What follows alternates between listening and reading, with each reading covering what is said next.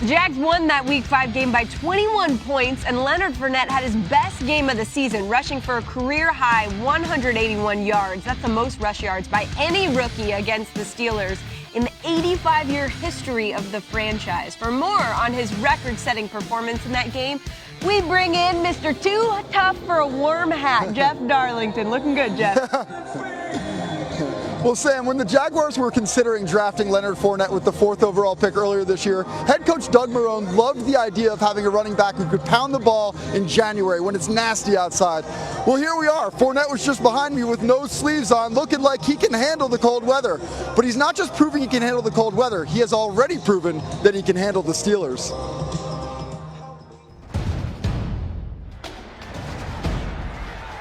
Watch this. Are you kidding me? Leonard Fournette just went 90 yards. Touchdown, Jacksonville. We only collect a handful of jerseys each year from the season, so it's very rare indeed for somebody as young as Leonard to have their jersey here at the Pro Football Hall of Fame. That's wild, though, man. Yeah, it is. 5 weeks in, you're already in Canton. A little faster than you expected? Yeah, a little faster than I expected, man. Most of those things that comes, man, it's just instincts. There's the icing on the cake as they lay it to the Pittsburgh Steelers. Those instincts and that run, Fournette's favorite of the season, highlighted a performance that was an NFL coming-out party for the rookie. Not only did he rip off a Hall of Fame-worthy play, he also set a tone earlier in the game. Me and Mike was going at the whole game, and we finally got a chance to go one-on-one. I told him, come on. Just being competitive, testing each other's will. How important is it to impose yourself on a defender to make them realize that you're going to be back? As a running back, you don't want to take a lot of hits, man. You want to give them more than you take them. Throughout the game, it takes a toll on a lot of people. Take me through what's happening here. It was 3rd and 2. We needed a first down to seal a game. I had a great hole. He gives it for that. He's into the open field. He is into the open field. You see my coaches telling me they're going down, and I'm hearing them, but I'm like, man, I'm going to score this. The coaches are telling you to fall down? Ground? Yes, sir. Why didn't you? I mean, nobody was going to catch me. Afterwards, you see the whole team rallying up in the end zone, man. Like, it's a proud moment. That run clocked in as the fastest run of the 2017 NFL season. 22.05 miles per hour. What does it feel like to run 22.05 miles per hour? Man, I was just running as a scorer, man. This, to me, is one of the biggest things to happen to me in the NFL. That touchdown ended up earning Fournette a revered tribute in the Pro Football Hall of Fame, only 5 weeks into his NFL career. We collected Leonard Fournette's jersey from Week 5 when he became the youngest player in NFL history to score a touchdown run of at least 90 yards. The highest level you can obtain is being in the Pro Football Hall of Fame, and part of our mission is not only to preserve the history, but to celebrate excellence. It was a blessing. I was shocked, and to actually see it on Twitter, someone sent me a picture of it, man, it was just. When I sent it to my mama, and I sent it to my daddy, I was just amazed. It's just another stepping stone towards my legacy and also for my last name for my family. It's an honor. No doubt, another big chance to make a huge impact out there today. Mr. Tough Guy, though, be honest, though. You wear that second skin. It's not just like you're out there with no sleeves. It's a good look, Sam. People, let's not keep secrets anymore, okay? It makes a little bit of a difference. Sam, Randy, it sounds good. You gonna try it though? It's got it. Yeah. Yeah, you gonna try it. If I had arms like that, I'd go sleeveless too. Yeah, good point. No jealousy there. We do have some news just in. We did just hear that Antonio Brown is officially active today. So let's go over to Louis Riddick for more on that. He'll probably still get double covered though, Lou, right? Yeah, he will some. What was interesting in the first matchup, week 5, they didn't double cover him a whole lot. Both A.J. Bouye and Jalen Ramsey took turns covering him. And look, AB wound up getting 10 for 157. But when they do double him, he can still, he's the double team buster. He can break those up too. And I broke him down on matchup again just this past week and took a look at how it looks when teams try to double cover him.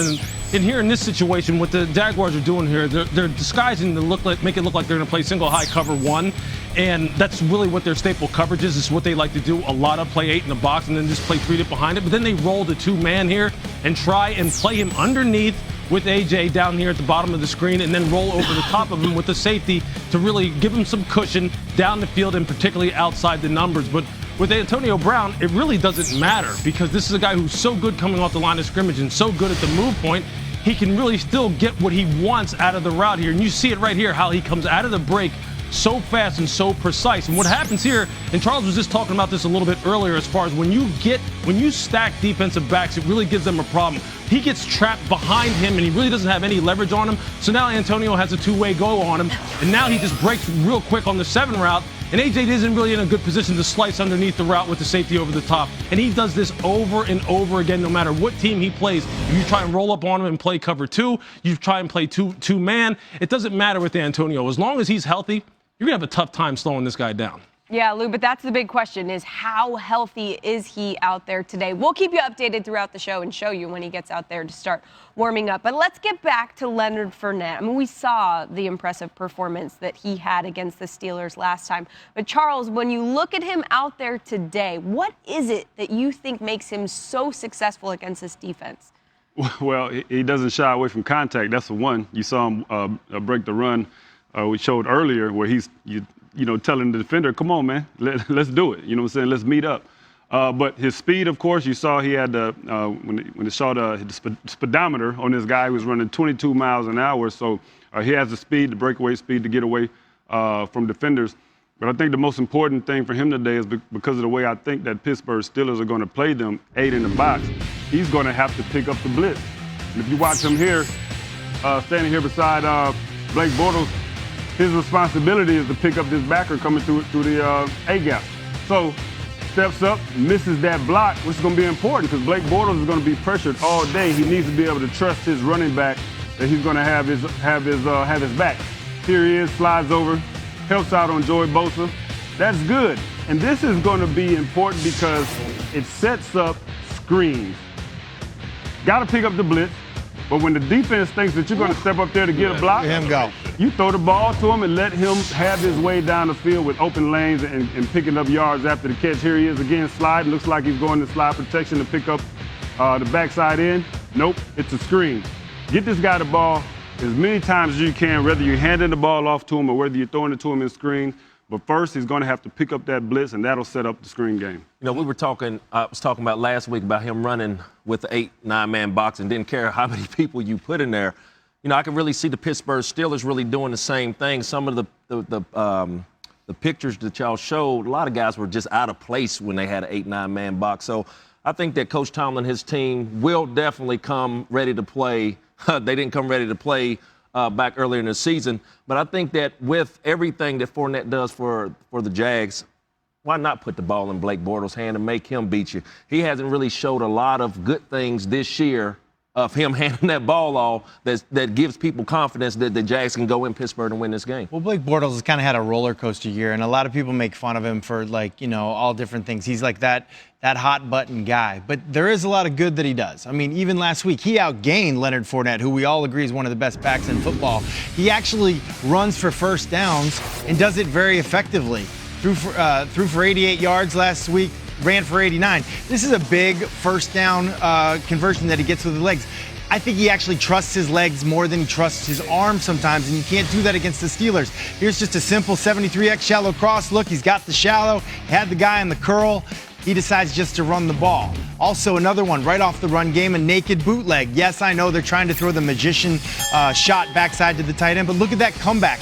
That's as open as a comeback is ever going to get in the NFL. Wide open. Your eyes are in the wrong spot. It's not timed up. You run for no gain. You're going up against Big Ben and the Killer Bees on the other side. You're going to have to score some points. They need Blake to trust his arm more than his legs, and that just hasn't been the case all season. Do I think he can get it done? Yes, I do. Will he get it done? I don't know. You just don't know which guy's going to show up. What type of passing game are we talking about needing from him today? What kind of number? You said he can't throw for 88 yards. Well, what does he need to get Here's to? the thing about this team. They don't ask him to throw the ball a ton of times. Right. You look at how many completions he has in their wins where his quarterback rating is pretty good. It's not a ton of passes. We're talking like 17 passes, maybe 15 passes. But when guys are open and wide open, Just make the easy throw. just make that throw. You know what's funny? When you look at it, Doug Marone's done a great job. I mean, his job as a head coach, you're trying to find ways to win. Part of that is, hey, let's not let Blake lose the game first, because, you know, there was times when, hey, he's a franchise quarterback. He used to air it out 50 times a game and had no problem throwing the ball, had no problem throwing picks and all that. Right now, you're seeing a guy that understands that, hey, you know what? I've got a heck of a football team that I'm in charge of, and I can't lose the game. The thing that I notice on those tapes, Matt, is the confidence is not there. And that's a scary thing to me. You mentioned he's got more confidence in his legs than he does his arm. And as a quarterback, that's not a great thing. To his credit, he is a good runner and has been his entire He's in career. survival mode. But to play against this team, this talented Pittsburgh Steelers On the team, road. you got to be able to throw the Then ball. don't think for a second Pittsburgh's not going to man up here. Oh, yeah. That's what Pittsburgh always does. If you're going to, hey, you know, it's going to bully you, it's not happening against Pittsburgh. And in his defense, it's a little tougher to be confident when everybody's crushing you all the time and dudes in the league are calling you trash. Okay, Right. so Well, be you more can see consistent. why You can Be change more that today. consistent. You can change it today. They are consistent In that case, in one just way, run the and that ball. is in the red zone. In the red zone, they're the second He's good best at that. team in the league at scoring when they get in the red zone. All right.